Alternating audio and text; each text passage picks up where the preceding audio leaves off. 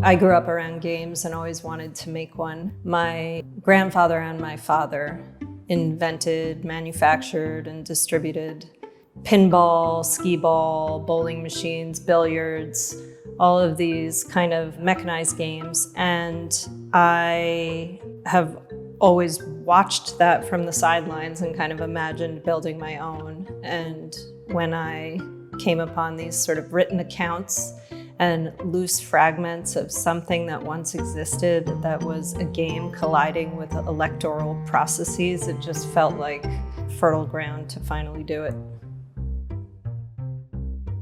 The show is titled The Game and includes a sculpture, photographic works, and a video piece that all center on these kind of mundane, seemingly distracting, often playful actions that can yield very consequential results. The game directs our attention to the unseen forces shaping the worlds we inhabit and looks at these hidden contours of power.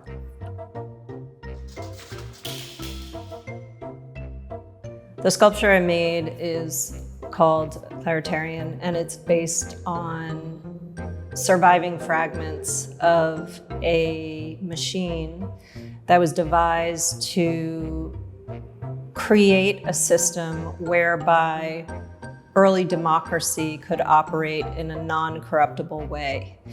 Its design was meant for any eligible male citizen to cast themselves for a position in civic office. And you could enter yourself into this game, which would randomly elect a single surviving individual. It's a process of balls dropping and people being kicked out in unpredictable order until there is one surviving member. It was a lottery system designed to provide a community with randomized results. So a system that was somehow outside of being bought and sold and interrupted. The Kleroterion is made from cast resin poured into a mold, and its colors are all drawn from billiard balls. So you have the red, green, blue, yellow, orange, and they're all in correspondence with that color pattern. And then the machine itself is the color of the cue ball.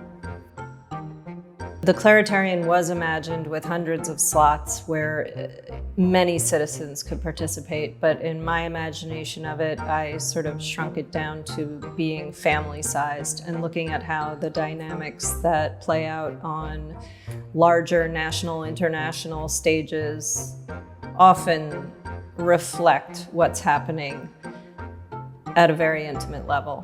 And so when 5 individuals, a sort of average family size, cast themselves for these decisions, they can decide on who's going to decide what's for dinner or who's going to determine if we go to war.